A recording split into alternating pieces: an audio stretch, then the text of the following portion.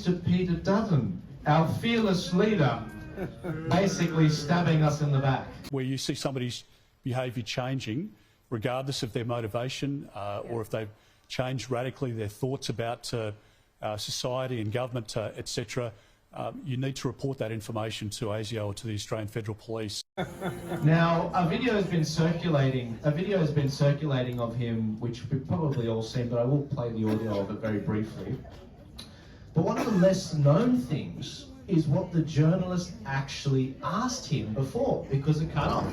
Now, I actually have the transcript. We saw the terror threat raised probable yesterday, but there are multiple fronts now. One of those fronts that I found most interesting has come out of COVID. There's the conspiracy theorists, the anti-vaxxers, who are finding support in dark corners of the internet.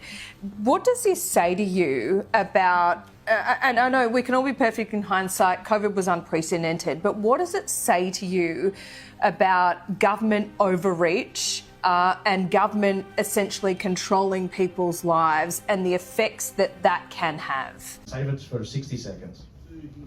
Well, Laura, there's no doubt for when you speak to friends and family in Victoria, for example, there is a long tail and a huge mental impact on young people, in particular young girls.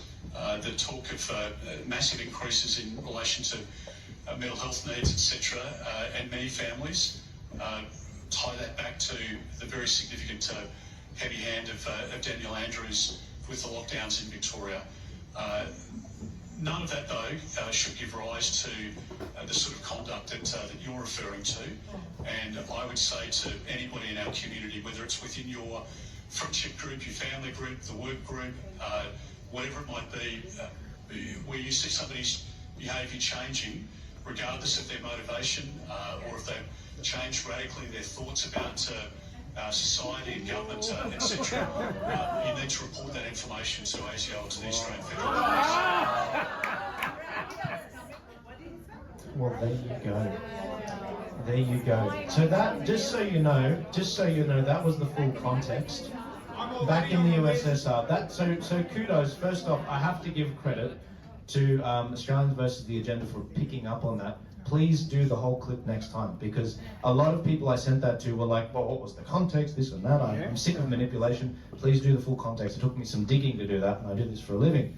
Now, what the hell, Dutton? What the hell was that? Like, I get it if you got a little bit scared during COVID, I think you've moved the camera just slightly. I get it if Peter Dutton has made the point that, during 2021, during 2020, I get it if you got it wrong, but we're in 2024.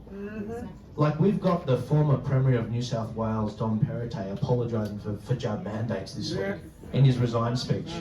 By the way, when it's absolutely safest to do it, just so you know. He admitted it didn't stop transmission.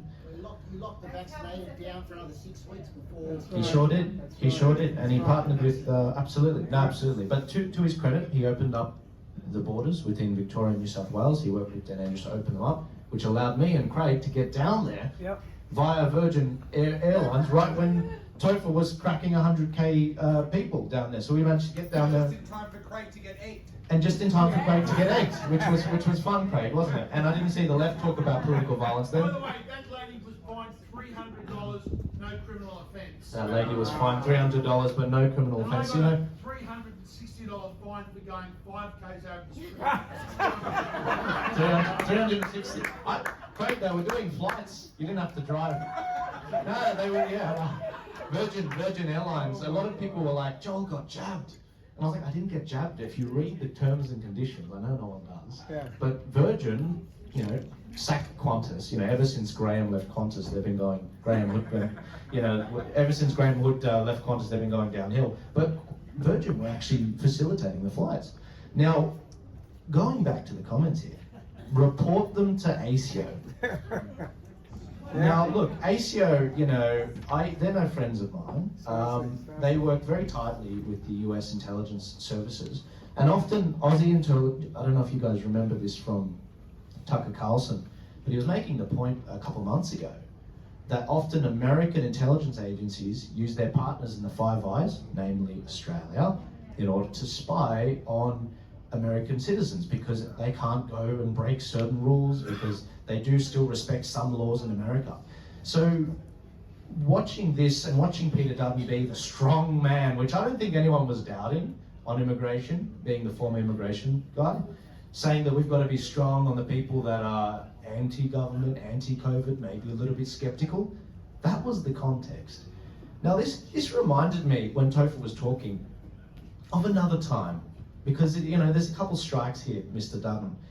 One of the strikes happened when Topher was doing the 2022 Battleground Melbourne presentation at CPAC, and I can see Topher smiling, because it was quite a funny story. Honestly, a second best day of my life. Second best day of his life. So let me set the scene for you guys.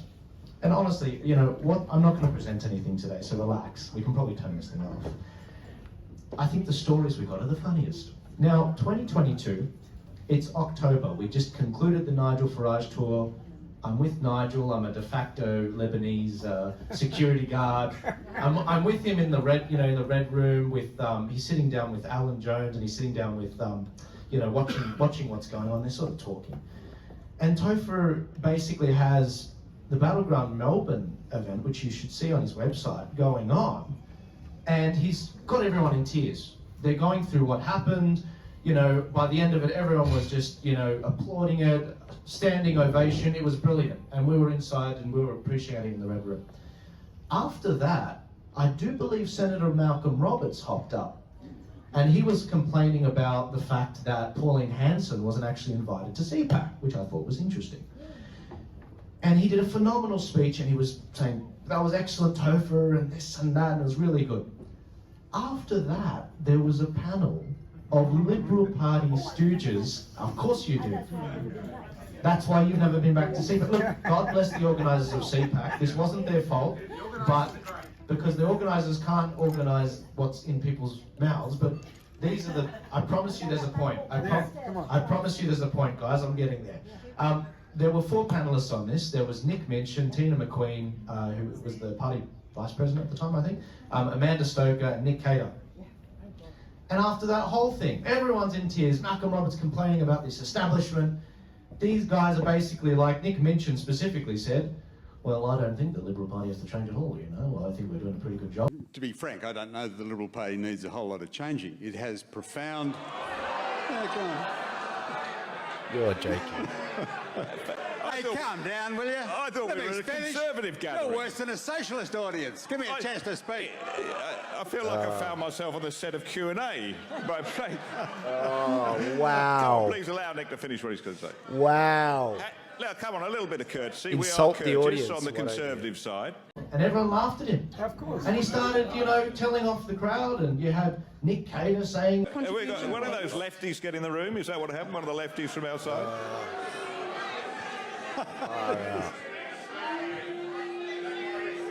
They're just insulting the audience, and Tina McQueen saying, look, we did a pretty good job, and Amanda Stoker saying, look, just bear with us, guys, when we're in power, we'll make a difference.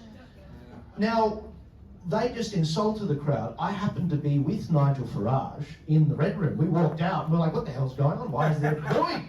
And so we walk out, we go into the auditorium at the very back. At the very moment, Nick Cater is saying, is that a socialist that's gone in? What is this? You're worse than a Q&A audience. We got one of those lefties get in the room. Is that what happened? One of the lefties from outside? No, don't say that. This is all still on video. I put it on my socials. And at that moment, I'm with Nigel, Mr. Brexit, Mr. Reform UK, wins the majority of the votes in the European Parliament. And he's like, moron! You absolute moron! This is all on camera. Idiot. Moron. Sorry, if you Now, look, Nigel was Mr. Brexit. After him, you got Trump 2016. He's a personal confidant of Trump. It's as if Trump's saying that. And these guys are so blind, they're insulting their own base. Now, and we're going full circle now, what did Peter Dutton say on Sky News when he was asked about this? Because this raised quite a bit, ruckus. What do you say to those people? Well, I reject it, to be honest, Chris. There's an element there of One Nation and Palmer supporters and an extreme right element that, frankly, is is, on the fringe of the political debate. The people I'm most interested in representing are the Howard Battlers, the tradies and people that are working hard, that believe in freedom of choice and all of the values that the Liberal Party represents. He basically said, well, those aren't Liberal voters, they're all One Nation, Libertarian Party and UAP voters. And it's like, yes, sir, but they used to be Liberal voters. Yeah, that's right. And that's the problem. That's the problem. The Liberal Party has been declining in their vote. They used to get, years ago, the mid-40, 45% primary vote, meaning, they get about 45 and Labor gets about 45 and the minor parties get about 10%. But that's changed because you've strayed from the Menzies We Believe statement. Well, your statements on surveilling people is completely gone. You don't believe in small business anymore. You believe in higher taxes, locking people down in the big state. And Peter Dutton is supposed to be the right of the Liberal Party. He's meant to be, not like Malcolm Turnbull, who's basically a fake Liberal. He's meant to be Peter Dutton's meant to be the most right person. So that kind of leaves us in a bit of a weird position for the next election. And again, it doesn't bring me any pleasure doing this, but this is why I'm not in any particular party, so I can be honest with you guys. The Liberal Party right now around Australia is in a bit of a precarious position because you get phenomenal Liberals like Alex Antic who have effectively taken over South Australia because, and God bless him. So Alex, because they still have their vote there within the system, they've managed to secure Alex the top spot on the ballot. Meaning that he's around for another 5 years. There's nothing I could do or you can do. He's in for another 5 years, which is really good. But the problem is there's other states like New South Wales and Queensland where a guy like Senator Rennick is now about to be kicked out. So it's a bit patchy right now, and that's a real problem. That's a real problem. So where things stand right now, again, nerd brain over here, this is what I do all the time. Where the states stand with the Liberal Party, if I was, again, I don't join political parties. If I was asked, should I join the Liberal Party in each of the states? If it was South Australia, I'd probably say yes. If it was WA, I'd say yes. If it was Victoria, I would actually say yes, believe it or not. And I'll explain why in a second. If it was New South Wales and Queensland, I would say no. And if it was Tasmania, I would say yes. So it's very patchy. One of the reasons it's like that is in New South Wales and Queensland, one of the things that got Senator Rennick kicked out and Matthew Kamanzuli of New South Wales is when there was a dispute within the party and they went to a judge, a man of the law, to say, hey, can you police this? I'm being thrown in the party, or I haven't had a fair ballot. When they go to the judge says, well, it's not just justiciable, meaning judges aren't allowed to get involved in matters of political parties. Basically, political parties are a law unto themselves in New South Wales and Queensland. Now, that's not the case in Victoria, thank God, so people like Moira Deeming the door's still open for them to take over the Liberal Party off John Pizzuto. Again, you guys don't know these names. I mean, these people are so irrelevant. They're so irrelevant. If you know, oh, you do? Well, you guys are my Spartan warriors then. God bless you. Into our brains. So the reality we have in the next election, it's a bit patchy. It's a bit patchy. And the one thing I can encourage you all is we are still moving forward. We are making significant gains. As I said, Senator Antic did take over the South Australian Liberal Party. And in WA, we're seeing Nick Goran do a phenomenal job. But in New South Wales, our answers kind of lie in the minor parties at this stage. That's where things lie. And as long as Peter Dutton, oh, Topher, don't drop the books. Can't have that. As long as Peter Dutton is making comments like this, those voters that used to be with him, they're never going to come back.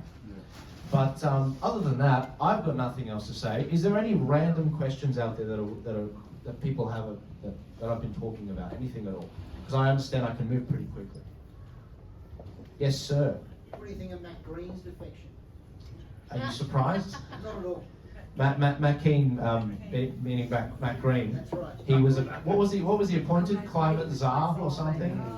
So he's basically in hand in glove with Anthony Albanese. He's in the Liberal Party, but he's He's a Labor Party now. But he's Labor Party now, and the idea that, thank God, Tony Abbott's finally found the guts to say, can we throw this guy out now? Like, it took you long enough.